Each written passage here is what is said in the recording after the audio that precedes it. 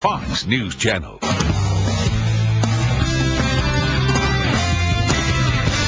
Well, you've seen the tea parties all across the country, and this past week there was an actual tax revolt in the state of New Jersey.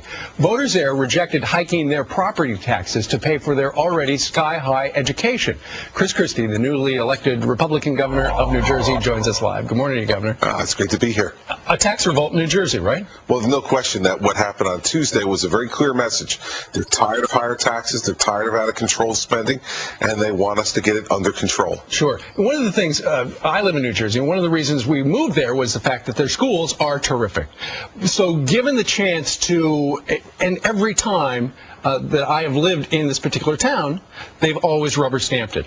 Well, now, when I went to vote on Tuesday, Governor, I've never seen the crowd in the polling place that I saw with my own two eyes. Well, it was double the turnout that it had been the year before, and folks are angry. Now, some budgets were approved, 41% of budgets were approved, but 58% were rejected. That is a historic number in New Jersey. It's never happened that much before. Do you think what happened in New Jersey on Tuesday is happening across the country? I think there's a feel for that. I mean, New Jersey is particularly tax sensitive, and we have the highest tax burden in America, so maybe we're feeling it worse than anybody else in America, and people are reacting.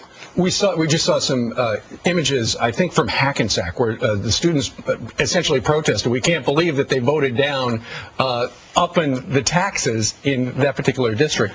It's interesting, though, the teacher, one of my kids goes to high school in Bergen County, New Jersey, and a couple of the teachers said, look, you got to go home and tell your parents to vote for this thing, or else things are going to change at your high school. So do you think that's fair to have the teachers say to the kids in the school, have your parents vote for that? No, it's awful. And they should stop playing politics in the classroom.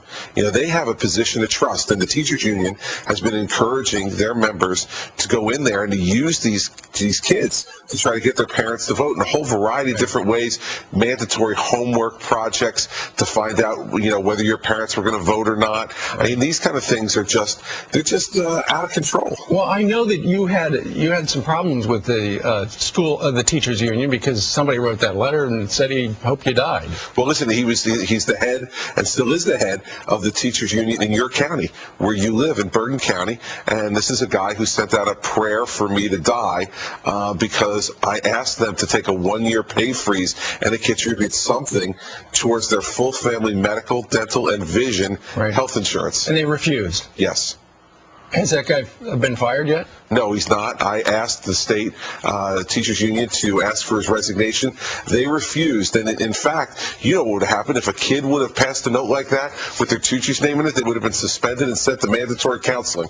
If one of my staff had done it, they would have demanded I fire him. But the rules are different for the teachers union. I think people said on Tuesday, maybe they're not. Okay. The governor is going to stick around. We're going to continue the conversation. If you've got a question for him, email us right now at